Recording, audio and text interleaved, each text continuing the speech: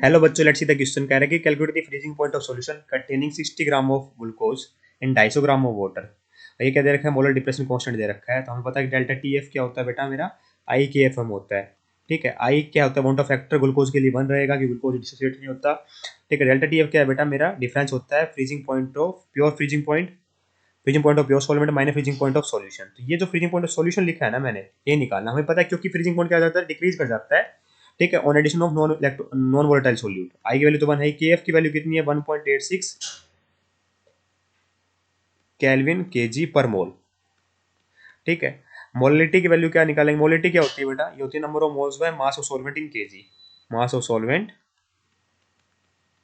इन KG. ठीक है, तो नंबर ऑफ मोल्स कितने हो जाएंगे बेटा, 60 ग्राम ग्लूकोज दे रखा है 250 ग्राम वाटर में, मतलब मास ऑफ सॉल्वेंट 250 ग्राम हो गया।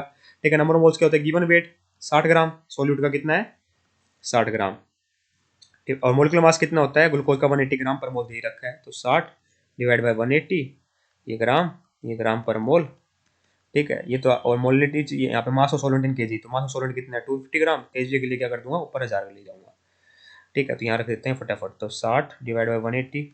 ठीक है, ग्राम पर मोल क्या ये जाएगा, मोल 60 बाई 180 इंटू में ये केजी में है ना। अब इसको सोल्व करते हैं हम। Freezing point of pure solvent कितना है बेटा, freezing point of pure solvent हमें पता है क्या है, सॉल्यूशन किसके अंदर है, एक्वस है, तो वाटर के अंदर है बेटा, है ना। के एफ दे भी रखा है वाटर का, तो फ्रीजिंग पॉइंट कितना होता है हमारा, 0 डिग्री सेल्सियस होता है, या फिर मैं कैल्विन में बात करूँ तो 273 कैल्विन होता है। बस फ्रीजिंग पॉइंट ऑफ सॉल्यूशन हमारा आ जाएगा यहाँ से। ठीक है, अब इसको सोल्व कर लेते हैं फटाफट। ये इसके टेबल में 3 पर, ये इसके टेबल में 4 पर, और क्या रहेगा, ये 1.86 इंटू में 4 डिवाइड बाई 3।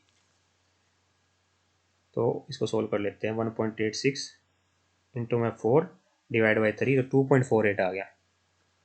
2.48 ये हमारा क्या आ गया, कैल्विन में, सॉरी कितना आ गया, हाँ ये कैल्विन में आ गया। 1.86 किया मैंने ऊपर, और क्या था 4 था, डिवाइड बाई 3 किया, तो 2.48 आ गया। यहाँ से फ्रीजिंग पॉइंट ऑफ सॉल्यूशन कितना आ जाएगा, फ्रीजिंग पॉइंट ऑफ सॉल्यूशन आ जाएगा 273 माइनस 2.48, 270.52। ये तो आ गया मेरा freezing point of solution Kelvin. अब डिग्री सेल्सियस में पूछ ले तो क्या करूँगा, ये डिग्री सेल्सियस में करूँगा, तो 273 मुझे पता है कि टेम्परेचर इन कैल्विन क्या होता है, temperature in degree Celsius plus 273, तो टेम्परेचर इन डिग्री सेल्सियस कितना हो जाएगा, नेगेटिव में आ जाएगा ना ये।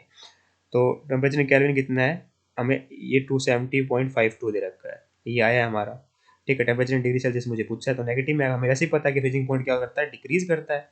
ठीक है, तो 270.52 माइनस 273, ये आ जाएगा -2.8, -2.8 डिग्री सेल्सियस। तो डिग्री सेल्सियस में तो ये आंसर होगा, और केल्विन में ये आंसर होगा, जो भी चले बेटा वही ठीक है। तो I hope you got the answer, thank you so much.